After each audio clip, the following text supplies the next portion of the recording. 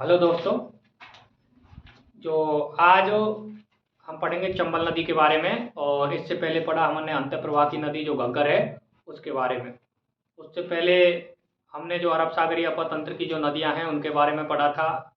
लूनी है, माई है, पश्चिमी बनास, साबरमती।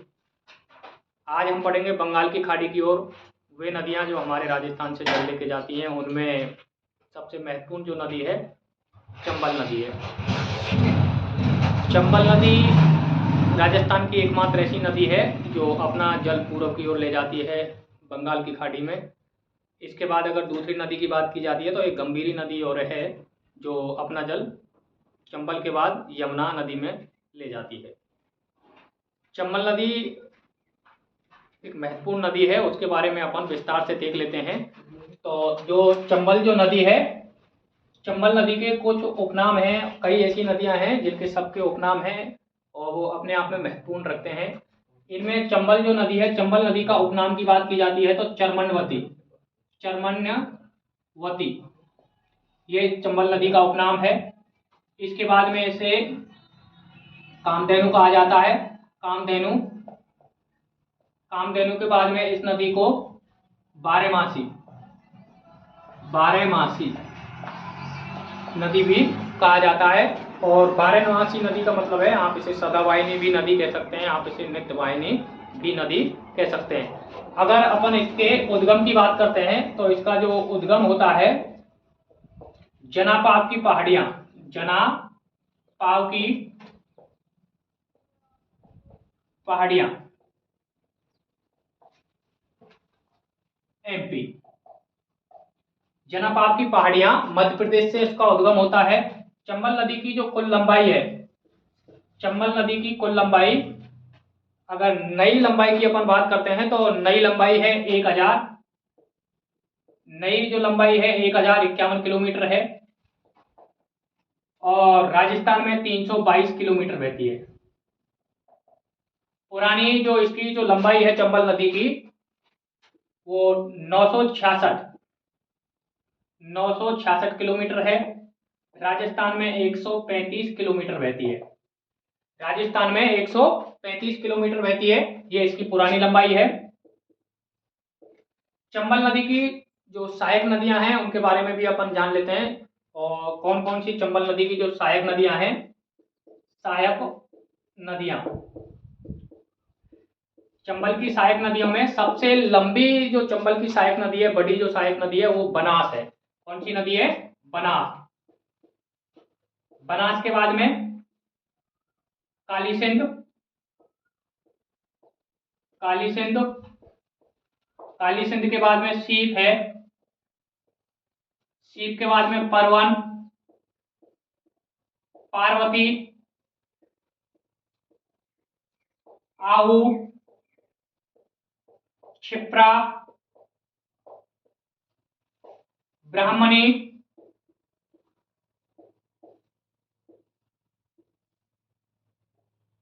कुन्नू,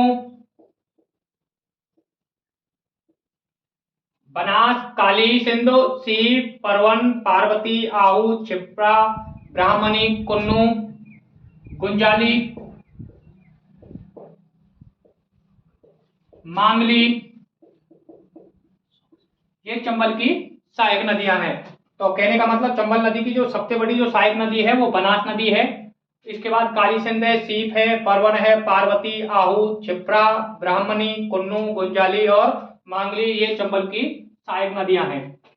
इसके बाद चंबल नदी राजस्थान का में इसका जो अपवाद क्षेत्र है वो कहाँ है, तो सबसे पहले अपन देखते हैं चंबल नदी चित्तौड़गढ़ के, चित्तौड़गढ़ में, चित्तौड़गढ़ में चौरासीगढ़, चौरासीगढ़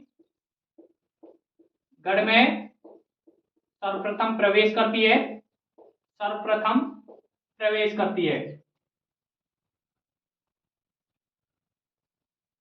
सर्वप्रथम प्रवेश करती है। इसके बाद ये चित्तौड़गढ़ में बहती है, चित्तौड़गढ़, चित्तौड़गढ़ के बाद कोटा, कोटा के बाद सवाई माधोपुर, सवाई माधोपुर के बाद में करौली, करौली के बाद में धौलपुर।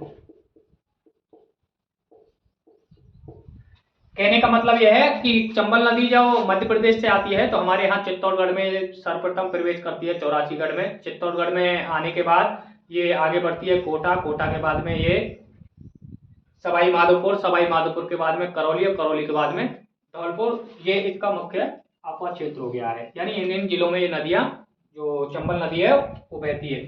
इसके बाद में चंबल नदी के बारे में कहा जाता है कि कोटा जो क्षेत्र है उसमें हया है के नाम से, हया है के नाम से चंबल नदी को जाना जाता है कोटा में। कहाँ जाना जाता है? कोटा में।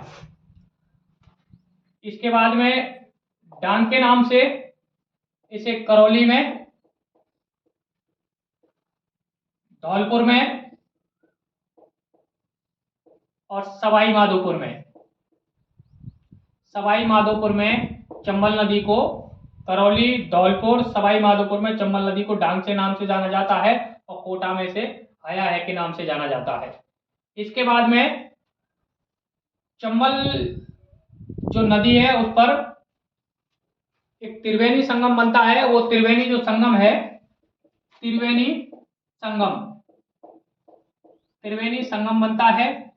और ये जो त्रिवेणी संगम बनता है बनास, बनास प्लस चंबल और सीप का, सीप जो नदी है उसका, ये त्रिवेणी संगम बनता है तीनों नदियों का। बनास है, चंबल है और सीप है। ये कहाँ बनता है? रामेश्वर में, रामेश्वर में बनता है। और रामेश्वर पड़ता है सवाई माधोपुर डिस्ट्रिक्ट, सवाई माधोपुर में। यानी चंबल नदी पर एक त्रिवेणी जो संगम बनता है उनमें बनास, चंबल और सीप नदी का बनता है। और ये रामेश्वर सवाई माधोपुर में बनता है। अगर गांव के नाम पूछा जाता है, सवाई माधोपुर में जो गांव है जिस जगह बनता है पदरा गांव है। कौन सा गांव है? पदरा गांव। पदरा गांव में ये त्रिवेणी संगम बनता है। इसके बाद में इस नदी पर कुछ बांध परियोजनाएं हैं, कुछ बांध बनाए गए हैं, तो उनके बारे में भी अपन देख लेते हैं। तो आप स्क्रीनशॉट लेना चाहते हैं तो ले सकते हैं, ठीक है।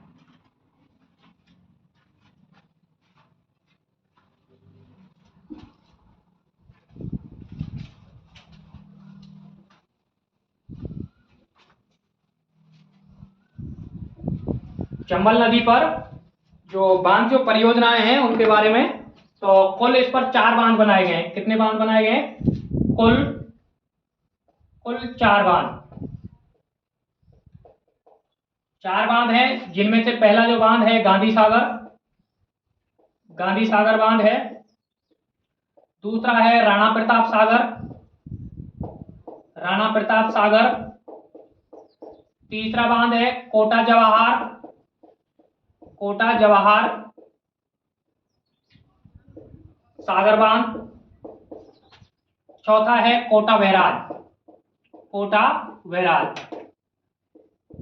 कुल ये 4 बांध हैं, गांधी सागर बांध, राणा प्रताप सागर, कोटा बैराज, कोटा जवाहर है, कोटा बैराज। गांधी सागर बांध एमपी में पड़ता है। कहाँ पड़ता है भैया? मध्य प्रदेश में पड़ता है। अगर जगह के नाम की पूछी जाए तो मंदसौर में। कहाँ पड़ता है? मंदसौर।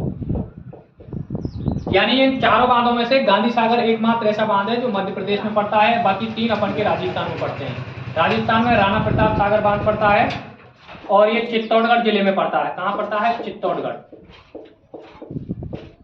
कोटा जवाहर, कोटा नाम से ही हो रहा है, और कोटा नाम से हो रहा है तो इसमें कोटा जवाहर सागर कोटा में है। कोटा बैराज ये भी कोटा में है। कहने का मतलब यह है कि 4 बांध हैं, जिनमें से एक मध्य प्रदेश में पड़ता है। उसके बाद राणा प्रताप सागर अपन के चित्तौड़गढ़ में, कोटा जवाहर सागर कोटा, कोटा बैराज कोटा। इनकी कुछ खासियत अपन देख लेते हैं। तो जो राणा प्रताप जो सागर जो बांध है, राणा प्रताप सागर बांध, ये जल भराव की दृष्टि से, जल भराव की दृष्टि से सबसे बड़ा बांध है, सबसे बड़ा बांध है। इसके बाद में अगर विद्युत उत्पादन की बात की जाती है तो कहने का मतलब इन तीनों चारों जो बांध हैं इनमें सबसे ज़्यादा कौन से बांध से विद्युत उत्पादन होती है, कौन से कम होती है, सिंचाई किससे ज़्यादा होती है, इसकी जो जल भराव जो क्षमता है इन बांधों की, उनमें से कौन से बांध की सर्वाधिक जल भराव क्षमता है, सिंचाई सर्वाधिक किससे होती है, तो अपन देख लेते हैं। इनमें जो गांधी सागर जो बांध है मध्य प्रदेश में, इसमें जो विद्युत जो उत्पादन होती है तो 115 मेगावाट बिजली उत्पादन होती है। कितनी होती है? 115 मेगावाट। 115 मेगावाट का मतलब है 23 × 5 बराबर 115 मेगावाट विद्युत उत्पादन किससे होती है? गांधी सागर जो बांध है उससे। राणा प्रताप सागर जो बांध है इससे 43 × 4 यानी कि 172 मेगावाट विद्युत उत्पादन होती है राणा प्रताप सागर बांध से। कोटा जवाहर सागर जो बांध है इससे जो बिजली उत्पादन होती है वो अपन की 99 मेगावाट विद्युत उत्पादन होती है। कोटा जवाहर सागर जो बांध है उससे। कोटा बैराज से केवल सिंचाई होती है। केवल क्या होती है भैया? सिंचाई होती है। यानी कि ऐसा कौन सा बांध है जिससे केवल सिंचाई होती है? तो कोटा बैराज। सबसे कम बिजली उत्पादन कौन सा बांध करता है? कोटा जवाहर सागर। सर्वाधिक बिजली उत्पादन कौन सा बांध करता है? तो राणा प्रताप सागर चित्तौड़गढ़ जिले में है और जिसकी जो विद्युत उत्पादन की जो क्षमता है 172 मेगावाट है। गांधी सागर जो बांध है उसकी विद्युत उत्पादन जो क्षमता है 115 मेगावाट है। इनमें से जो राणा प्रताप जो सागर बांध है इसी पर अपन का एक परमाणु जो केंद्र है रावत भाटा कहाँ है? इसी पर है रावत भाटा। इसके बाद में अगर इसकी बात की जाती है कि जो चित्तौड़गढ़ जो जिला है उसमें एक चूलिया ये जलप्रपात है। ये राजस्थान का सबसे ऊंचा जलप्रपात है।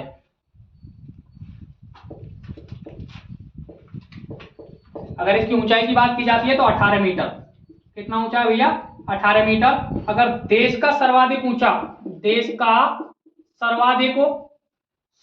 ऊंचे अगर जलप्रपात की बात की जाती है तो उसमें कुचिकल जलप्रपात है। कुचिकल ये जलप्रपात है, देश का सबसे बड़ा जलप्रपात है और ये कर्नाटक में पड़ता है। कहाँ पड़ता है? कर्नाटक में। और अगर नदी की बात पूछी जाए तो वाराहा नदी पर ये पड़ता है। अगर इसकी जो ऊंचाई है अगर उसकी बात की जाती है तो इसकी जो पूरी जो ऊंचाई है 455 मीटर। कितनी है? 455 मीटर। यानी पूरे देश का सर्वाधिक ऊंचा जो जलप्रपात है कुचिकल जलप्रपात है, कर्नाटक में है, वाराह नदी पर पड़ता है और 455 इसकी ऊंचाई है। आगे इसमें एक ध्यान देने वाली जो बात है कि सामेला ये क्या है? सामेला को बोला जाता है काली सिंध और आहू नदी के संगम पर। काली सिंध और आहू नदी के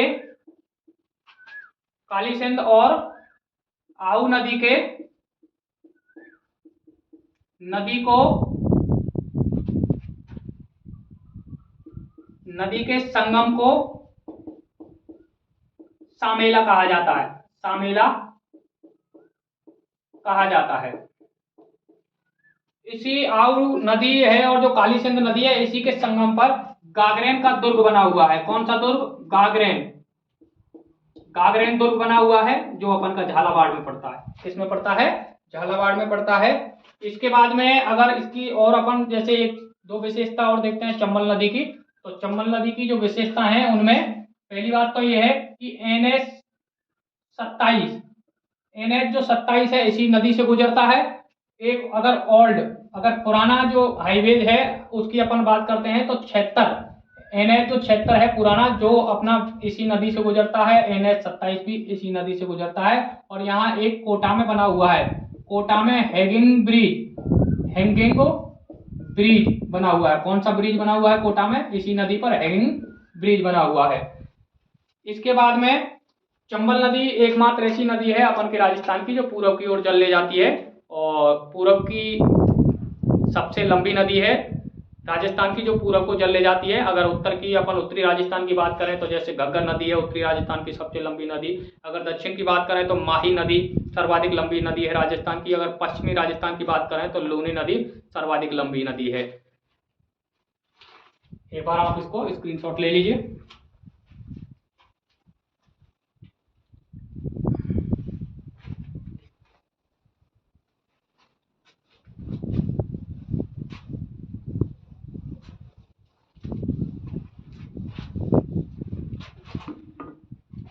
ये अपन का राजस्थान का मैप है।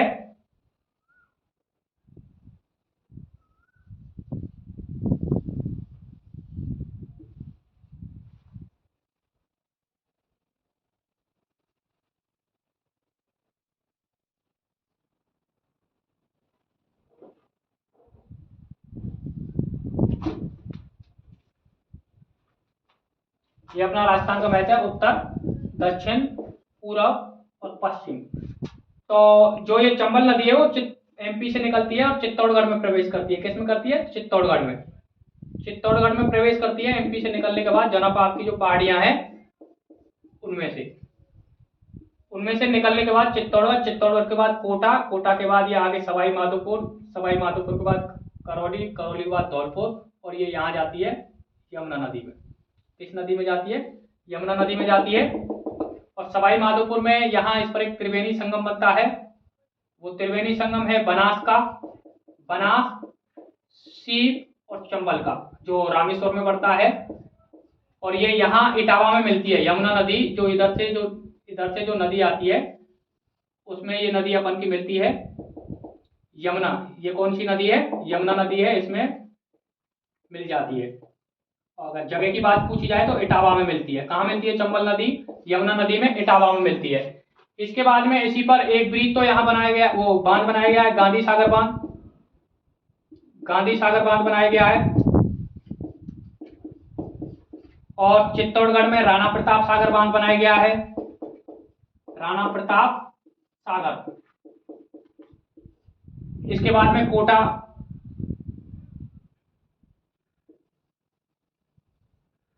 कोटा में जो बांध बनाया गया है, दो बांध हैं, एक जवाहर सागर है,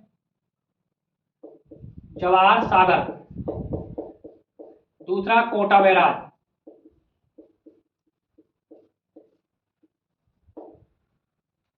दोनों बांध कोटा में है, राणा प्रताप सागर चित्तौड़गढ़ में, गांधी सागर एमपी में पड़ता है।